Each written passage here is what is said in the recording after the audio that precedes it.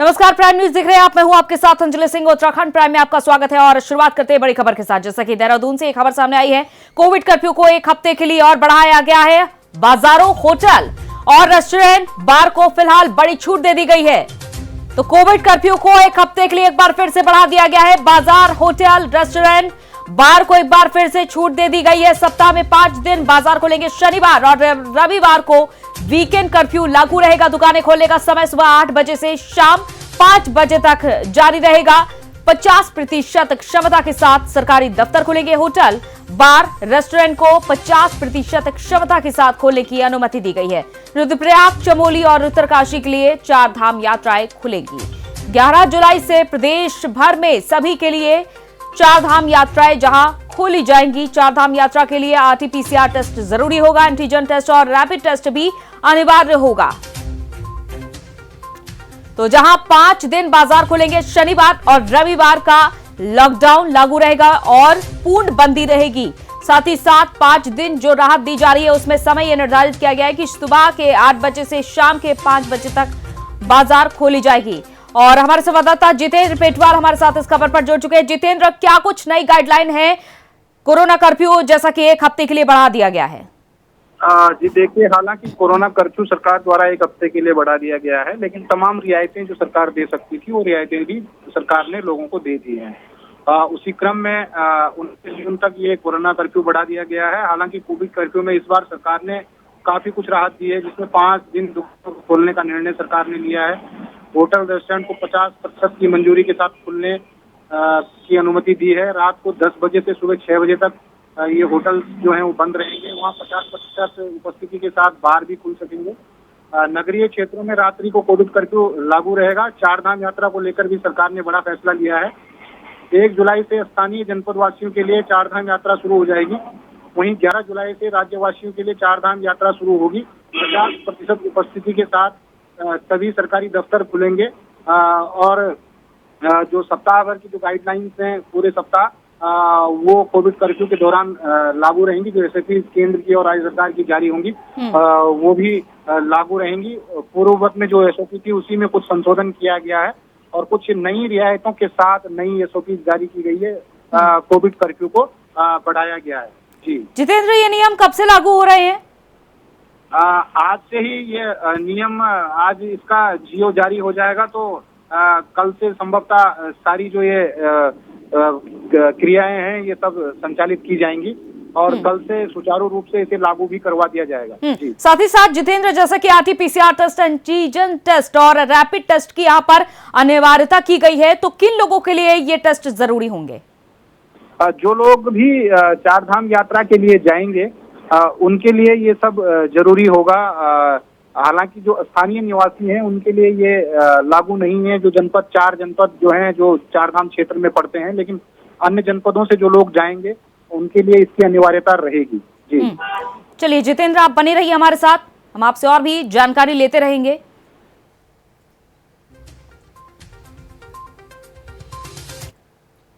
और देहरादून से यह खबर सामने आ रही, केंद्रीय गृह मंत्रालय ने राज्यों और केंद्र शासित प्रदेशों को पत्र भेजा है। केंद्रीय गृह मंत्रालय ने राज्यों और केंद्र शासित प्रदेशों को कोरोना महामारी को लेकर सख्त दिशा निर्देश दिए हैं। केंद्रीय गृह मंत्रालय ने पत्र भेजकर केंद्रीय गृह सचिव ने सभी राज्यों के मुख्य सचिवों को यह पत्र भेजा है। टीकाकरण रणनीति का पालन करने में कोई ढिलाई ना बरती जाए। कोरोना को लेकर और वैक्सीनेशन को लेकर यह पत्र भेजा गया है गृह मंत्रालय की ओर से। तो सचिवों को यह पत्र भेजा गया है, जितने भी राज्य के गृह सचिव हैं उनके लिए यह पत्र आया है गृह मंत्रालय की ओर से। तो केंद्रीय गृह सचिव ने सभी राज्यों के मुख्य सचिवों को यह पत्र भेजा है कि टीकाकरण रणनीति का पालन करने में कोई भी ढिलाई ना बरती जाए। कोरोना नियमों का पूरी तरीके से पालन कराया जाए। वैक्सीनेशन पर खास जोर दिया जा रहा है क्योंकि वैक्सीन ही एकमात्र उपाय है कोरोना से बचने का। जितेंद्र हमारे संवाददाता इस खबर पर हमारे साथ जुड़ चुके हैं। जितेंद्र, जैसा कि गृह मंत्रालय की ओर से यह पत्र भेजा गया है और इसमें क्या क्या बातें कही गई हैं? जिस तरीके से केंद्रीय गृह मंत्रालय ने पत्र से सूचित किया है, उनको आदेशित भी किया है, उसी क्रम में उत्तराखंड के मुख्य सचिव को भी ये पत्र भेजा गया है और कोरोना महामारी को लेकर जो सख्त दिशा निर्देश हैं वो केंद्रीय गृह सचिव द्वारा दिए गए हैं। केंद्रीय गृह सचिव जो अजय भल्ला हैं, तो उन्होंने सभी राज्यों के प्रमुख सचिवों को ये पत्र लिखा है कि राज्यों में कोविड जो है उपयुक्त व्यवहार और शिक्षण, ट्रैक, उपचार, टीकाकरण रणनीति का पालन करने में कोई ढिलाई न बरती जाए। गृह मंत्रालय ने अपने पत्र में ये भी कहा है कि सभी राज्यों को कोरोना वायरस लॉकडाउन और अनलॉकडाउन को लेकर भी जो दिशा निर्देश हैं वो जारी करें। राज्यों को यह सुनिश्चित करना चाहिए कि लॉकडाउन खोलने की प्रक्रिया को सावधानी पूर्वक किया जाए, कोई जल्दबाजी उसमें ना किया जाए। साथ ही राज्यों को गृह मंत्रालय ने यही भी कहा है कि लॉकडाउन खोलते समय कोविड के उपयुक्त व्यवहार, ट्रैक, ट्रेस, टीकाकरण की रणनीति का जो पालन है उसे सुनिश्चित किया जाए। संक्रमण की चेन को तोड़ने के लिए कोविड के खिलाफ टीकाकरण महत्वपूर्ण है, इसलिए राज्यों को टीकाकरण की गति को बढ़ाना चाहिए और जो भी गाइडलाइंस है उसका अनुपालन सुनिश्चित करवाना चाहिए। जी चलिए जितेंद्र, बने रहिए आप हमारे साथ। और 21 जून से खुलेंगे प्रदेश में सभी सरकारी और निजी विश्वविद्यालय, कॉलेजों में ऑनलाइन और ऑफलाइन पढ़ाई शुरू हो जाएगी 21 जून से। 19 जून तक ग्रीष्मकाल अवकाश जैसा कि इसको जारी नहीं रखा जा रहा है। विश्वविद्यालय और कॉलेज खुलने पर सिर्फ शिक्षकों को ही बुलाया गया है। ये जो पढ़ाई होगी ये सिर्फ ऑनलाइन ही होगी। छात्र छात्राओं को पढ़ाई का नुकसान ना उठाना पड़े, इसके लिए ये नया आदेश जारी किया गया है। ये बड़ा फैसला लिया गया है। इसके लिए अभी ऑनलाइन पढ़ाई फिलहाल शुरू कराई जाएगी। प्रदेश में लगभग 1.5 माह से सभी विश्वविद्यालय और डिग्री कॉलेज ग्रीष्म अवकाश के चलते बंद थे।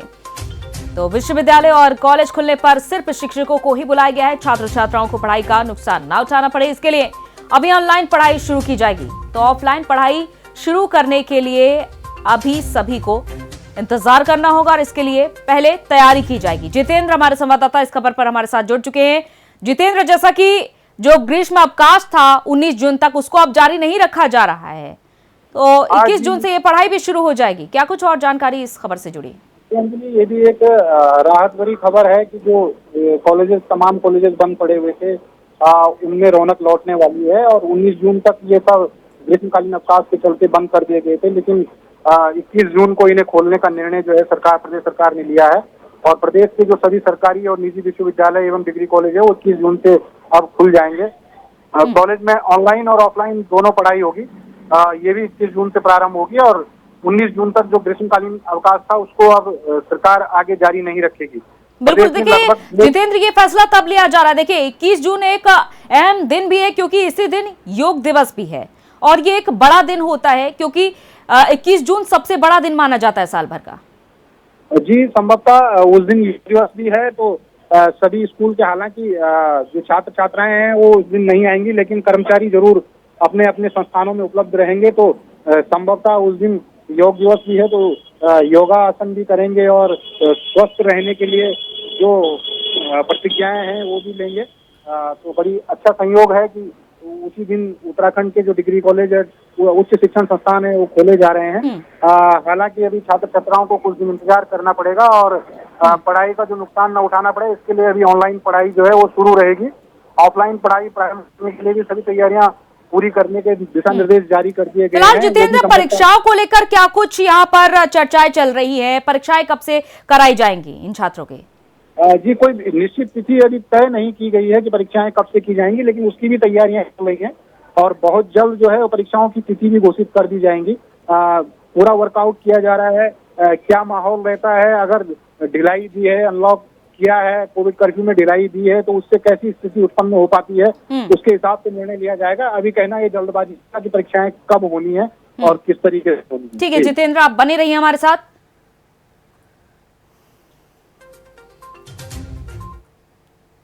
तो वहीं उत्तराखंड में बारिश बन रही है आफत। लगातार बारिश से नदियां उफान पर है। बारिश के चलते राज्य में 12 नेशनल और 5 स्टेट हाईवे और 200 ग्रामीण सड़कें बंद हो चुकी हैं। हरिद्वार और ऋषिकेश में गंगा उफान पर है। अगले 48 घंटे से 72 घंटे और बारिश हो सकती है, यह अनुमान जताया जा रहा है। तो 12 नेशनल और 5 स्टेट हाईवे और 200 ग्रामीण सड़कें बंद हो चुकी हैं। अगले 48 घंटे से 72 घंटे और भी बारिश हो सकती है। वहीं हरिद्वार और ऋषिकेश में गंगा उफान पर है। जितेंद्र हमारे संवाददाता इस खबर पर हमारे साथ जुड़े हुए हैं। जितेंद्र, फिलहाल क्या कुछ आपके पास अपडेट आ रही है, जिस तरीके से बारिश लगातार आफत बनी हुई है उत्तराखंड वासियों के लिए?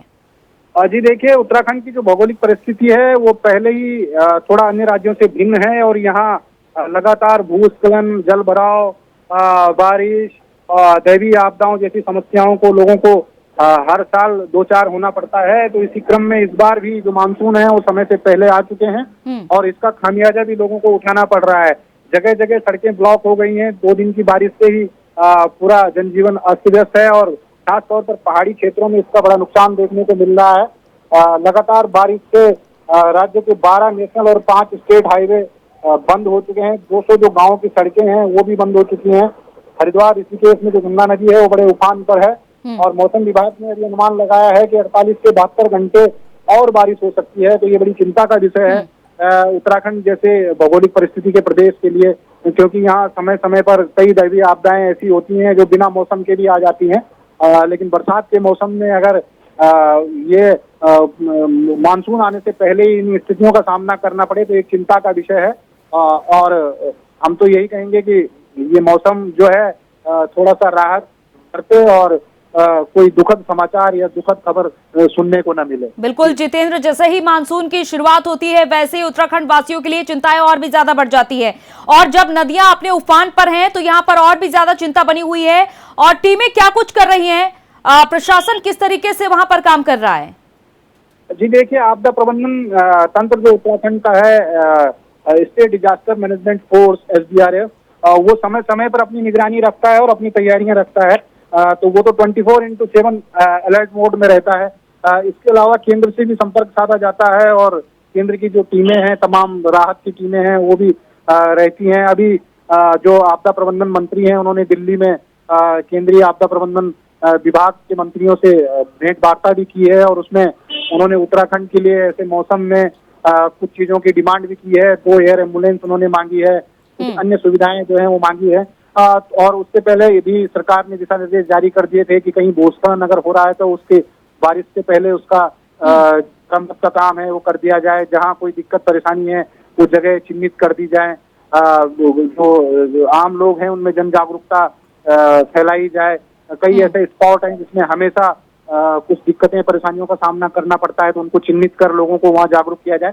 तमाम कोशिशें होती हैं जो सरकार अपने स्तर पर कर पाती है वो करती है और हर साल की तरह इस बार भी सरकार अपनी तैयारियां पूरी की हैं। हालांकि तैयारियां कभी मुकम्मल नहीं होती हैं। यही उम्मीद करते हैं कि ये तैयारियां जो पूरी की गई हैं ये इसी तरीके से जारी रहे और लोगों पर मुसीबत ना बरसे। बहुत बहुत शुक्रिया जितेंद्र तमाम जानकारी के लिए।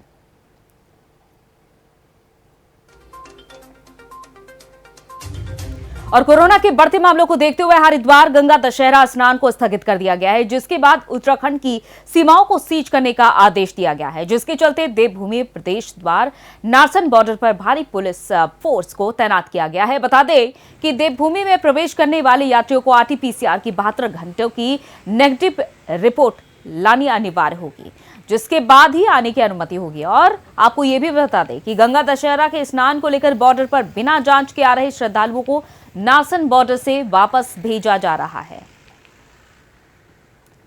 तो दशहरा स्नान को जहां स्थगित किया गया है, घर पर ही लोगों को दशहरा स्नान करने को कहा गया है, तो वहीं कोरोना के मद्देनजर यह बड़ा फैसला लिया गया है कि कोरोना की नेगेटिव रिपोर्ट लाना अनिवार्य होगा। RT-PCR की जो रिपोर्ट है वो लाना अनिवार्य होगा। तो 72 घंटे के अंदर की कोविड जांच होनी चाहिए, जो रिपोर्ट होगी वो 72 घंटे के अंदर की होनी चाहिए, तभी नारसन बॉर्डर के आगे आप बढ़ पाएंगे, वरना नारसन बॉर्डर पर ही लोगों को रोक दिया जा रहा है।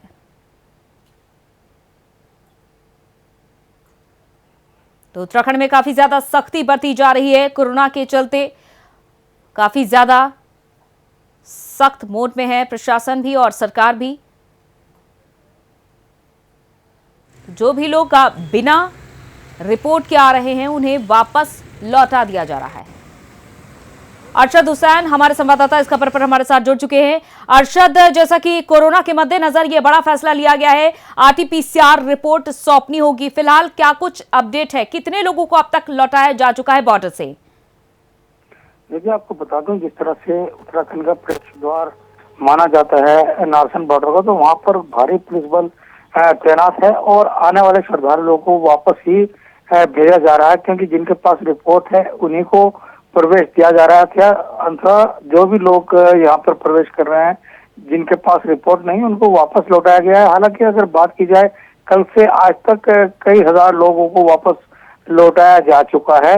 और बॉर्डर की अगर बात करें तो जितने भी रास्ते उत्तराखंड में प्रवेश कर रहे हैं, सभी पर पुलिस बल तैनात किया गया है। किसी भी सूरत में किसी बाहरी व्यक्ति को बिना जांच रिपोर्ट के प्रवेश नहीं दिया जा रहा। तो कहीं ना कहीं बड़ा सख्त कदम जो है प्रशासन की तरफ से उठाया गया है। और नारसन बॉर्डर पर तमाम आला अधिकारी यहाँ पर मौजूद है, प्रशासनिक अधिकारी यहाँ पर मौजूद है। और अगर बात की जाए, पुलिस के तमाम अधिकारी यहाँ पर मौजूद हैं। जी बहुत बहुत शुक्रिया अर्शद तमाम जानकारी के लिए।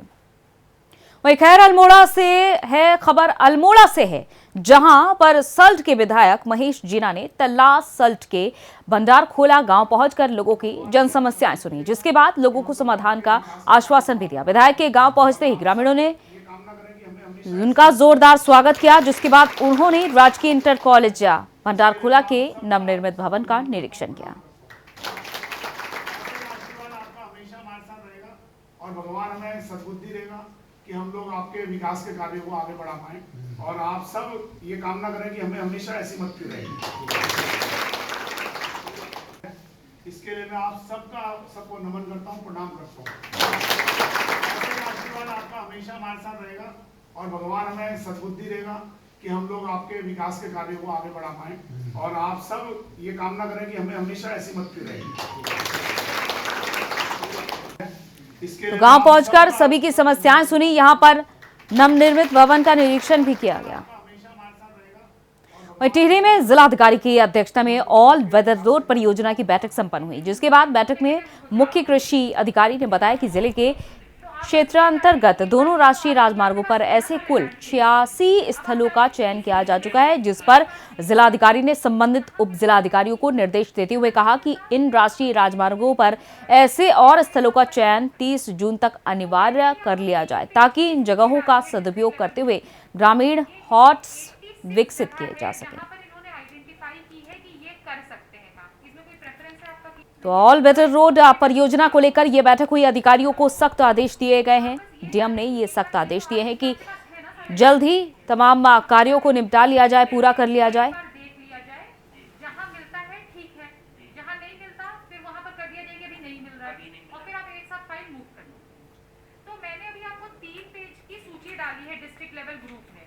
ये इसमें 86 जगह है जहां पर इन्होंने आइडेंटिफाई की है कि ये कर सकते हैं काम। इसमें कोई प्रेफरेंस है आपका कि नहीं ढूंढ पाए तो वो नेगेटिव हो जाए। तो जहां डीएम ने अधिकारियों के साथ आज बैठक की और उनको दिशा निर्देश भी दिए हैं। ऑल वेदर रोड परियोजना को लेकर ये अहम बैठक हुई। एक बार देख लिया जाए, जो भी कार्य आधार में लटके हुए हैं उनको जल्द पूरा करने के निर्देश दिए गए हैं। और फिर आप एक साथ फाइल मूव कर लो।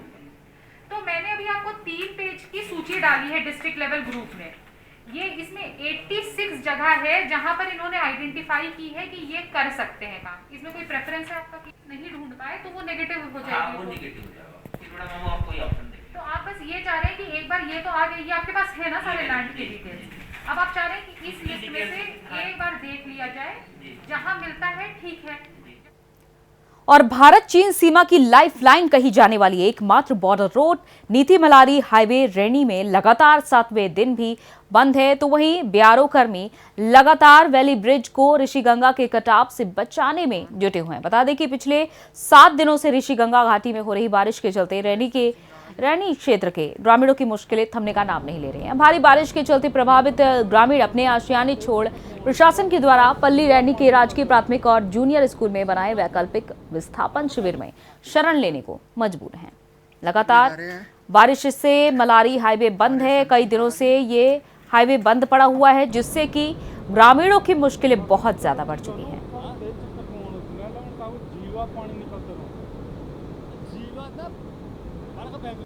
सामान उधर ले जा रहे हैं हमारे सेंसिंग राणा जी।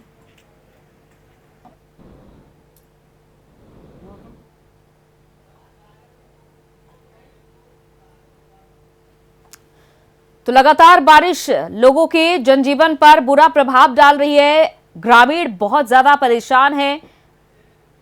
संजय हमारे संवाददाता जोशीमठ से इस खबर पर जुड़ चुके हैं। संजय, जैसा कि बारिश ने लोगों की काफी ज्यादा मुश्किलें बढ़ा रखी हैं, यहाँ पर कई मार्ग भी बंद हो चुके हैं, क्या कुछ फिलहाल जानकारी, राहत कैसे दी जा रही है लोगों को? जी बिल्कुल, देखिए आज छठवां दिन जो चल रहा है, लगातार जो है पहाड़ों में मूसलाधार बारिश हो रही है। और बात की जाए अगर जोशीमठ प्रखंड की, तो यहाँ पे सबसे ज्यादा जो बारिश का जो खामियाजा भुगतना पड़ रहा है, ये ऋषिगंगा घाटी के लोगों को भुगतना पड़ रहा है, क्योंकि यहाँ पे विगत 7 दिनों से जो है मनाली नेशनल हाईवे जो है बंद है, बॉर्डर रोड बिल्कुल बंद है। और यहाँ पे ऋषिगंगा के कटाव के चलते पूरा रैणी गांव जो है खतरे की जद में, और भू धसाव के चलते लोग अपना आशियाना छोड़ करके स्कूलों में शरण लिए हुए हैं। जी चलिए, बहुत बहुत शुक्रिया तमाम जानकारी के लिए संजय।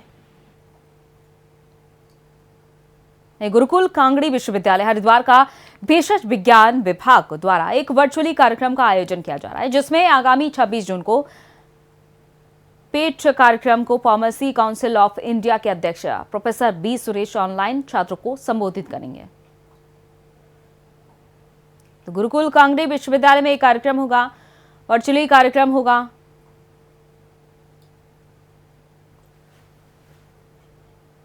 तो इस वर्चुअली कार्यक्रम के जरिए लोगों को संबोधित किया जाएगा।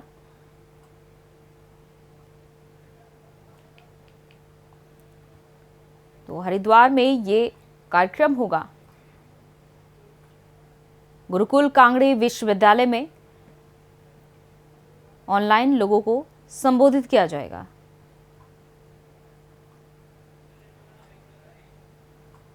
नरेश तोमर हमारे संवाददाता इस खबर पर हमारे साथ जुड़ चुके हैं। नरेश, जैसा कि ये वर्चुअली कार्यक्रम का आयोजन होना है कांगड़ी विश्वविद्यालय में, क्या कुछ जानकारी? जिस तरह से जो कोविड चल रहा है लगातार, जो है हम देखा विश्वविद्यालय को भी है 21 जून से खोलने की कवायद सरकार द्वारा भी की गई है। वही 21 जून को एक बहुत बड़ा दिन है, योग दिवस। वहीं आप देखें तो गुरुकुल कांगड़ी द्वारा जो है 26 जून को एक कार्यक्रम का आयोजन किया जा रहा है, जिसमें जो है जो छात्र हैं जिन्होंने कोविड के दौरान अच्छे अंक प्राप्त किए हैं, उनको सम्मानित किया जाएगा और डाक द्वारा उनको प्रशस्ति पत्र और पुरस्कार वितरण किया जाएगा, डाक द्वारा उनके घर भेजा जाएगा। इसके साथ ही देश के जो उच्च शिक्षा में जिन्होंने अच्छे प्राप्त किए, उनको 500 छात्र ऐसे होंगे जो वर्चुअली जुड़ेंगे कार्यक्रम में। और निश्चित रूप से देखा जाए, जिस तरह से कोविड वैसे महामारी चल रही है, इसमें जितने भी कार्यक्रम है, चाहे शिक्षा संबंधित हो चाहे सरकारी विभाग के हो, सब वर्चुअली देखे जा रहे हैं। जी चलिए, बहुत बहुत शुक्रिया नरेश तमाम जानकारी के लिए। और जोशीमठ में मूसलाधार बारिश के चलते कल्प घाटी के तल्ला, बड़गिंडा और भेटा गांव में नाले उफान पर हैं, जिससे ग्रामीणों में दहशत का माहौल बना हुआ है। बता दें कि 3 दिनों से लगातार हो रही बारिश से ग्रामीणों की मुश्किलें थमने का नाम नहीं ले रही हैं, जिसके बाद तल्ला बड़गिंडा में भूस्खलन होने से कई मकान खतरे की जद में हैं, जिसके कारण घाटी के ग्रामीण डरे सहमे हुए हैं। और संजय हमारे संवाददाता इस खबर पर हमारे साथ जुड़ चुके हैं। संजय, लगातार भूस्खलन का डर भी बना हुआ है और भूस्खलन जारी भी है, जिससे ग्रामीण भी काफी ज्यादा परेशान हैं। लोगों को यहाँ पर किस तरीके से राहत पहुंचाई जा रही है, क्योंकि ये बड़ी समस्या है बारिश के दौरान भूस्खलन की? जी बिल्कुल, जिस तरह से जोशीमठ प्रखंड के नीतिमाणा घाटी लगातार पिछले 6-7 दिनों से मूसलाधार बारिश के चलते जो है पूरे नदी नाले उफान पर है। बात की जाए अगर कल्प घाटी उर्गम की, तो यहाँ पे भी 2013-17 में भी काफी नुकसान हुआ था ये जलाप्ता के कारण। और अभी फिलहाल तल्ला बड़गिंडा और भेटा भरकी गांव में जो है नदी नाले काफी उफान पर है। और आप देख रहे हैं कि किस तरह से यहाँ पे किसानों की काफी जमीनें भी जो में दरारें आ गई है, और भूस्खलन के चलते काफी मकान जो है खतरे की जद में है। जी बहुत बहुत शुक्रिया तमाम जानकारी के लिए संजय। और डोईवाला में लगातार हो रही बारिश ने लोगों की दिक्कतें बढ़ा दी हैं, जिसको लेकर तहसील और पुलिस प्रशासन सतर्क हो चुका है। और ऐसे में प्रशासन लगातार लोगों से सावधान रहने की अपील भी कर रहा है। बारिश हो रही है लगातार उत्तराखंड में और कई जिलों में भी बारिश लगातार हो रही है, जिससे कि लोगों के आम जनजीवन पर बुरी तरीके से प्रभाव पड़ रहा है। और डोईवाला में भी कुछ इसी तरीके की तस्वीरें देखी जा रही हैं, जहां पर प्रशासन ने सावधान रहने की अपील की है लोगों से, क्योंकि कोई भी बड़ा खतरा हो सकता है, क्योंकि बारिश भी हो रही है, नदियां भी अपने उफान पर हैं। ऐसे में लोगों के सामने कई तरह की दिक्कतें हो रही है, चाहे वो भूस्खलन की समस्या हो, चाहे वो सड़कों में जल भरने की समस्या हो, क्योंकि कई बड़ी आपदा भी अब तक आ चुकी है। तो ऐसे में अलर्ट रहने को कहा गया है। प्रशासन ने सावधान रहने की अपील की है लोगों से। कल क्या अखबार में आएगी?